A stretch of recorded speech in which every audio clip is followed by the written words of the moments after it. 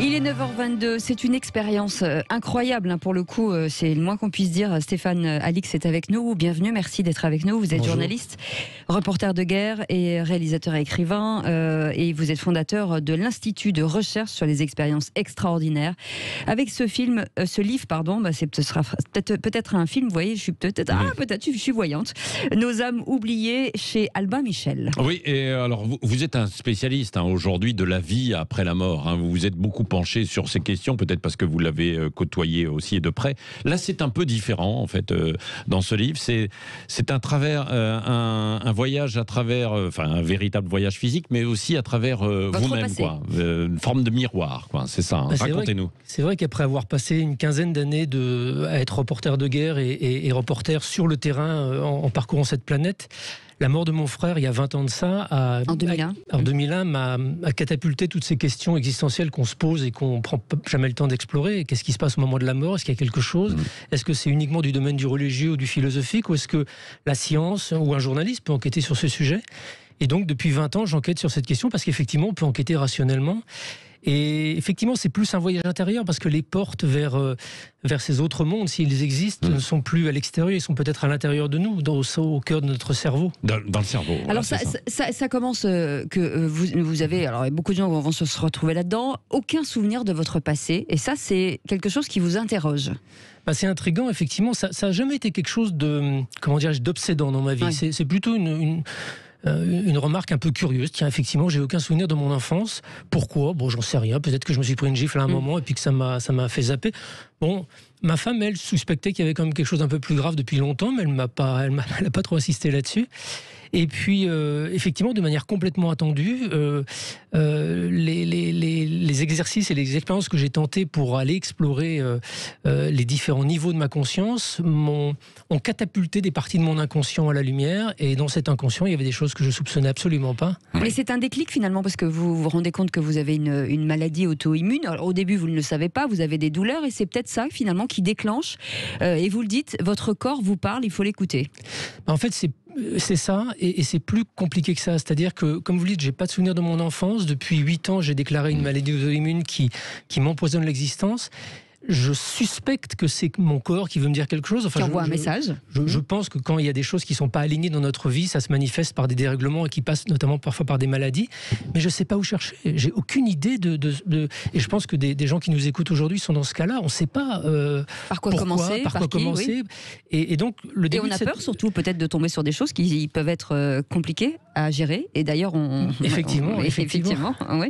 Et en fait, moi, le début de ce livre, je ne suis pas du tout parti à la recherche de ce qui s'était passé dans mon enfance. J'ai tenté une expérience qui avait uniquement pour but d'aller explorer ce qui se passe de l'autre côté de la mort, ce que j'appelle l'expérience interdite. Et là, comment ça se concrétise alors, cette expérience, justement? Alors là, je me suis rapproché en fait de neuroscientifiques qui étudient l'effet des psychédéliques sur le cerveau. Il y a beaucoup de recherches qui sont faites sur ces substances aujourd'hui, qui ne sont pas du tout classées en catégorie drogue, qui sont vraiment des substances extrêmement prometteuses, notamment en psychothérapie. Et il y a un jeune chercheur en neurosciences à Londres qui s'est amusé à faire des expériences pour voir ce qui se passe dans le cerveau quand on injecte de la psilocybine, qui est un composé psychédélique du champignon psilocybé, à des patients. Donc il s'est dit, quand on reçoit cette substance, on a une expérience d'extase d'une intensité absolument colossale. Ça ressemble quand même à de la drogue, quoi, telle que vous la définissez. Oui, effectivement. Ça vous fait planer quand même. Comment ? Ça vous fait planer quand même. Non, ça vous transporte dans des états qui sont des états de conscience d'une intensité qui correspondent notamment à ce qu'ont vécu, par exemple, les gens qui ont vécu une expérience de mort imminente. Vous savez, des gens qui ont un arrêt cardiaque sur une table d'opération, qui sortent, qui voient de la lumière, qui reviennent d'une expérience qu'ils n'arrivent pas à décrire tellement c'était intense, tellement c'était beau, ils voient tellement leur c'était lumineux. âme qui voyage au-dessus d'eux, c'est ça en fait. C'est ça, ils se voient de l'extérieur, ils voient la scène. Mais surtout, la caractérisation de ces expériences, c'est qu'elles sont d'une intensité émotionnelle qui ne correspond à rien de ce qu'on connaît. Et les expériences d'extase, que l'on peut retrouver dans la littérature spirituelle, les grands-pères de l'Église, etc., correspondent aussi aux expériences d'extase que l'on induit par des psychédéliques, comme le font les chamans ou comme le font ces jeunes chercheurs en neurosciences. Et ce qui est intéressant, c'est que ce chercheur observait, plutôt que le cerveau se mettant à s'activer dans tous les sens, s'éteint. Et ça, c'est pas normal. comment vous pouvez vivre une expérience d'une immense intensité qui correspondrait a priori à une très grosse activité cérébrale, alors qu'au contraire, votre cerveau s'éteint. Je schématise un peu le résultat de ces recherches. Et donc ça, c'est intriguant parce que ça matche justement avec une théorie qui commence à s'imposer de plus en plus aux neurosciences aujourd'hui, qui considère non plus le cerveau comme une machine qui fabrique notre conscience et notre être, mais qui empêche parfois. Qui empêche peut-être une âme gigantesque de se manifester pleinement à nous. C'est-à-dire que le cerveau ne servirait plus non plus comme une machine de fabrication de conscience, mais comme un filtre. C'est-à-dire que notre conscience serait quelque chose de beaucoup plus vaste que ce que l'on croit voir dans la glace le matin en se regardant. Mais ça veut dire que quoi ? Notre cerveau est notre propre ennemi parfois ? Ça veut dire surtout qu'il y a quelque chose qui nous constitue qui n'est pas dans notre cerveau. Il y a quelque chose qui nous constitue qui donc potentiellement survit à la mort de notre cerveau. Et ça, c'est mon sujet qui m'intéresse depuis 20 ans. Est-ce que l'on peut prouver qu'il y a une dimension de nous qui est d'une certaine manière éternelle, qui survit à la mort du corps ? Aujourd'hui, les neurosciences posent cette hypothèse qui est vraiment vertigineuse. Et j'ai voulu l'essayer moi-même. Oui, et voilà, c'est ça. Et vous avez essayé, et donc vous avez pris cette substance, et vous allez nous dire dans un instant ce qui s'est produit juste après, parce que c'est une révélation complètement, effectivement, incroyable, et vous avez été en état de sidération, en fait, totale. Vous en avez appris, évidemment, sur vous, plus que tout ce que vous connaissiez jusqu'à présent. On voit ça dans un instant. Stéphane Alix, Nos âmes oubliées, c'est aux éditions Albin Michel. Vous voulez poser des questions à Stéphane Alix, qui est très populaire aussi à travers toutes ses conférences, ses livres, bien sûr. 0826 300 300, il est avec nous, allez, grosso modo, jusqu'à 10h moins 10, juste avant de retrouver Guy Carlier, qui est toujours à la limite du hors-jeu. Lui, à tout de suite. Il est 9h31, merci d'être avec nous. Vos appels 0826 300 300 et on va prendre directement Mireille qui nous appelle d'Île-de-France. Juste avant quand même la révélation. Oui, absolument. Avant que vous posiez vos questions. Oui, bien sûr, puisque vous avez pris cette substance en l'occurrence. Et qu'est-ce qui s'est passé ? Qu'est-ce que ça a déclenché chez vous alors par la suite, un tout petit préambule. Ces substances sont interdites en France. Voilà, j'ai consommé ça avec un thérapeute qui pratique la thérapie assistée par psychédélique à l'étranger. Je tiens à dire que c'est pas du tout léger, c'est pas du tout non, c'est dangereux. Et c'est interdit. Donc c'est dangereux, bien sûr. Je n'incite absolument pas les gens à prendre ce type de substance. Mais quand même, cela dit, on a envie de savoir. Ce qui est intéressant, c'est que ces substances, comme par ailleurs d'autres techniques d'induction d'état modifié de conscience, que sont l'hypnose, etc., font apparaître des morceaux de votre inconscient qui sont refoulés en permanence. On a, Dieu merci, un certain nombre de choses qu'on cache au fond de notre inconscient pour pouvoir vivre convenablement, pour ne pas être envahi par nos peurs, par nos blessures. Et ce qui s'est passé pendant une séance que j'ai faite il y a un peu plus d'1 an de ça, c'est que tout d'un coup, des images de ma petite enfance me sont revenues, des images laissant supposer que j'avais vécu des abus sexuels dans l'enfance. Ces images sont venues à la fois avec une cascade phénoménale de doutes, parce que je me dis, mais comment se peut-il que j'ai vécu des choses comme ça et que j'en garde aucun souvenir ? Donc j'ai plutôt eu tendance à me dire, c'est pas possible, je construis quelque chose. Mais en même temps, il y avait, comme je pense les gens qui ont fait des psychothérapies, qui ont vécu ces choses-là le reconnaîtront, il y avait une charge émotionnelle que je n'ai jamais vécue, qui est venue au moment de cette remémoration. Comme si tout d'un coup, l'émotion, la blessure, le trauma, la dévastation de ces actes revenait dans mon corps, dans mon cerveau, dans mes émotions, vraiment au moment où je vivais ça. Mais vous dites aussi, pour expliquer, que depuis des années, vous viviez une certaine tristesse que vous n'arriviez pas en tout cas à comprendre. En fait, c'est ça. J'avais les symptômes d'un problème. J'avais les symptômes, comme je pense beaucoup de personnes qui nous écoutent. Il y a un truc qui ne va pas dans ma vie. Il y a des moments de spleen, de mélancolie, des moments où je suis vraiment dans un état déprimé et je ne comprends pas pourquoi, parce qu'objectivement, ça va dans ma vie, je suis heureux en ménage, etc. etc. Et je pense en fait que si j'ai voulu écrire ce livre, c'est parce que, au-delà de ma propre histoire, j'ai l'impression qu'on est des millions à avoir ces blessures de l'enfance. Pour beaucoup, ça peut être aussi des actes incestueux comme ceux que j'ai vécus. Et on a beau ne pas s'en souvenir, on a beau avoir enfoui ça au fond de notre inconscient, ça nous pourrit la vie. C'est là, ça nous pourrit le corps, ça nous pourrit la vie. Et tant qu'on n'en prend pas soin, tant qu'on ne prend pas soin du petit garçon ou de la petite fille qui a été abusée, ça va être là comme un espèce de poison toxique en nous. Et je pense que notre société, elle est prête aujourd'hui à accepter la réalité de l'ampleur de ces abus. Il y a des livres merveilleux qui sont sortis ces dernières années, qui participent à la mise en lumière de ces actes incestueux. Je pense à Vanessa Springora pour la plus récente. Et là, dans cette expérience, vous voyez personne vous abuser. C'est ça. Je vois une image extrêmement claire de cette personne, qui est une personne de ma famille, qui est en train de m'abuser. C'est une image fixe, comme une espèce de souvenir figé, mais d'une intensité, d'une netteté absolument colossale. Et cette image, elle était évidemment absolument insoupçonnée. Et c'est ce qu'on appelle en fait l'amnésie traumatique. Je ne me croyais pas moi-même. Je me disais, mais c'est pas possible. J'aurais forcément un souvenir, un indice, il y aurait eu quelque chose. Je me croyais pas. Et j'ai découvert, dans les travaux des différents psychiatres qui sont intéressés à ça, qu'on appelle ça l'amnésie traumatique. Plus de 50% des gens qui ont vécu dans la petite enfance un acte incestueux de la part d'un proche l'ont totalement oublié. Totalement oublié. Complètement enfoui, et donc il faut faire un travail pour ça, pour que ça ressorte. Il faut faire un travail de psychothérapie pour soit le faire ressortir, soit au moins donner la possibilité de guérir ce souvenir. Ouais. Voilà, donc c'est tout ce que vous expliquez dans ce livre. Après cet état de sidération, il y a la phase derrière reconstruction. En fait, ce mécanisme de sidération, je le connais bien parce que je l'ai vécu aussi au moment de la mort de mon frère. C'est-à-dire que j'étais présent quand il a eu un accident, quand il est mort devant mes yeux. Et je me souviens très très précisément d'être arrivé sur le lieu de l'accident. C'était en Afghanistan, c'était en avril 2001. Je vois sa voiture, je suis à 50 mètres, je m'approche. Et puis, au moment où je vois son corps et je le vois couché par terre, mort, j'ai un blanc.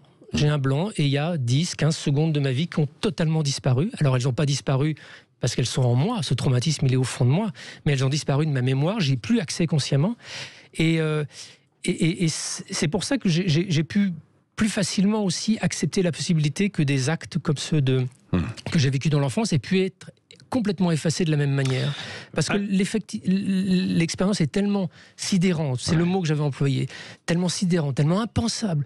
Un homme ou une femme, mais dans mon cas c'était un homme, en qui vous avez forcément confiance, c'est un gentil monsieur de la famille, il n'est pas là pour vous faire quoi que ce soit de méchant. Et ce type-là abuse de vous, il abuse de votre image, il vous détruit ce que c'est que la confiance, il détruit ce que c'est que l'amour, il détruit tout. 0826 300 300, Mireille est avec nous, elle nous appelle de l'Île-de-France. Bonjour Mireille. Bonjour Mireille. Bonjour Cécile, bonjour Patrice et bonjour Stéphane Alix. Stéphane Alix, oui. Monsieur Stéphane Alix. Bonjour. Oui, écoutez, moi je suis ravie d'être avec vous aujourd'hui. Je vous en remercie parce qu'en fait, moi, il y a des choses qui se sont passées. Il y a déjà une très grande, un nombre d'années assez important. Oui. Et ces choses-là ont été enfouies, je les ai un petit peu oubliées. Et puis tout d'un coup, ça réapparaît comme vous dites, par un effet bizarre, un effet que l'on ne comprend pas. Et là, franchement, j'avais un doute parce que j'essayais de comprendre et c'était difficile pour moi, parce qu'en fait, moi, ces choses-là reviennent par des rêves que je n'arrive pas à découvre. Ouais, c'est ça. Enfin, des cauchemars, quoi. Plus que des rêves, quoi, malheureusement. Quoi, non oui. Disons plutôt des cauchemars qui me réveillent, mais alors à un point où je suis en émotion, mais vraiment. Et vous avez trouvé de quoi il s'agissait précisément, un peu comme à l'image de Stéphane Alix, qui donc, à travers son expérience, a vu ce qui lui était arrivé pendant son enfance? Je pense peut-être qu'il y a des choses que je peux comprendre, mais des choses alors après peut-être qui n'ont pas été dites entièrement non plus, parce que en fait moi le souvenir qui revient comme ça quelquefois au bout de 30-40 ans, c'est des cauchemars qui reviennent. Le premier était arrivé plus de 15 ans avant la mort de mon papa, et je me réveillais, je touchais son corps avec la main. Et mais je savais pas que c'était lui. Je comprenais pas. J'essayais de comprendre, mais je n'arrivais pas à savoir. Ouais. Mais je me réveillais en sursaut. Et là, après, c'est un autre rêve que j'ai fait. Et je sais pas. Je pense que les âmes ont une façon de nous toucher pour nous réveiller, nous rappeler ces choses-là, nous montrer qu'ils existent, ils sont encore là, quoi, voilà. Stéphane Alix, vous comprenez ce que dit Mireille? Mireille, restez avec nous. Hein, oui, tout à fait. Et je pense qu'il y a quelque chose d'important à dire, c'est que ce phénomène d'amnésie traumatique, c'est un mécanisme de survie. On n'oublie pas parce que c'est pas bien, on oublie pour survivre. C'est un peu comme, vous savez, quand un petit garçon, une petite fille voit un accident ou voit quelque chose d'un peu terrible, sa maman lui met la main sur les yeux et lui bouche les oreilles pour pas qu'elle entende. Bah, notre corps, notre âme nous fait ça à nous quand on vit quelque chose de traumatique. On nous bouche les yeux, on nous bouche les oreilles pour pas qu'on voit. Donc au départ, c'est pour se protéger, c'est pour vivre. Donc je pense que il faut pas nécessairement tout faire pour absolument vouloir aller regarder ce qui se passe. Qu'est-ce que vous conseillez, par exemple, à Mireille là, déjà de se faire accompagner, parce que je pense que ces mécanismes-là, c'est des mécanismes qui font peur à notre conscient. C'est pour ça qu'ils ne se manifestent pas de façon consciente le jour, ils se manifestent par des rêves la nuit. C'est des moments où l'inconscient relâche un peu sa prise, donc hop, par un rêve, il y a un petit message qui passe. Toutes ces techniques qui mettent un petit peu en sommeil notre appareil cérébral, qui est une formidable machine de survie, permettent de faire émerger des morceaux de cet inconscient. Mais il faut le faire dans un cadre sécurisé, dans un cadre bienveillant. Oui, parce que comment savoir si on est capable de gérer notre passé? Parce qu'une fois qu'il nous revient au visage, il faut qu'on puisse l'assumer et le gérer derrière. Moi, mon sentiment, mais c'est un sentiment personnel, c'est qu'il ne faut pas nécessairement forcer le passage vers cet inconscient. En revanche, quand ça commence à se manifester par des rêves, par des sensations, par des intuitions, par des images comme ça qui viennent, ça veut dire qu'il y a quelque chose qui est prêt. Ça veut dire qu'il y a quelque chose en nous qui est peut-être suffisamment costaud pour regarder en face. Parce qu'en définitive, je pense que le but de la vie, c'est à un moment donné d'arriver à avoir suffisamment la force pour guérir ça. Moi, je suis extrêmement déstabilisé par toute cette expérience, telle que je le raconte dans le livre. Mais je pense que c'est aussi une chance et une opportunité qui m'est offerte aujourd'hui, à plus de 50 ans, de me débarrasser enfin d'un fantôme que j'hébergeais dans mon corps depuis tout ce temps. C'est dur, c'est difficile, c'est déstabilisant. Mais même si à certains moments j'ai trouvé que l'expérience était vraiment difficile, je ne regrette pas en définitive. Est-ce que vous avez l'impression d'aller mieux aujourd'hui? J'ai l'impression d'avoir trouvé la source du problème, la source de ce qui m'a fait la source de ce fantôme en moi, en fait, de ce poison. Oui. Mireille, est-ce que, comme le dit Stéphane Alix, vous avez commencé à vous faire accompagner, à tenter en fait un certain nombre de choses, à aller voir des personnes? J'en ai parlé, oui, mais par contre, je trouve que en essayant de comprendre des choses que je ne comprenais pas avant, aujourd'hui, pour l'instant, c'est plus un fantôme, comme dit Stéphane, parce qu'en fait, je réalise mieux ce qui se passe. Mmh. Oui. Je réalise mieux. En fait, si vous voulez, le déclic qui s'est passé, finalement, peut-être qu'il n'arrive pas tout de suite, mais comme j'ai quand même de l'intuition, j'arrive quand même à en parlant avec certaines personnes. D'ailleurs, j'en ai parlé avec des personnes de chez vous qui passent à l'antenne. Oui. Peut-être dans l'émission de Trina l'après-midi avec Alexandre Delevanne également, puisque évidemment il y a l'émission C'est votre avenir, où là on vous donne des conseils à partir du tarot, des cartes, etc. Bien sûr, on essaie de vous éclairer. Je le dis au passage, tous les après-midi, excellente émission avec beaucoup d'appels entre 16h et 17h. Mais continuez Mireille, oui. Mais également Brigitte Lahaye, parce que c'est vrai que quand il y avait l'émission sur les rêves, toutes ces choses-là, elles m'ont apporté quand même quelque chose qui m'a réveillée, parce qu'en fait, je pense que mon père, il y avait des choses qu'il ne disait pas, il y avait des choses qui ne parlaient pas trop.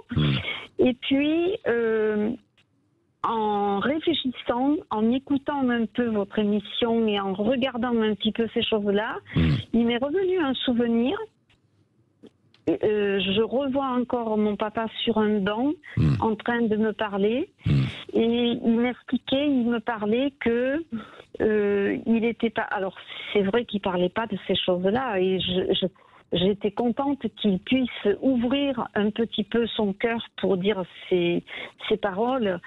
Et c'est là qu'il nous a expliqué qu'au moment de la guerre, il était revenu ma maman pensait qu'il était... Moi, j'étais pas née encore, j'étais pas née.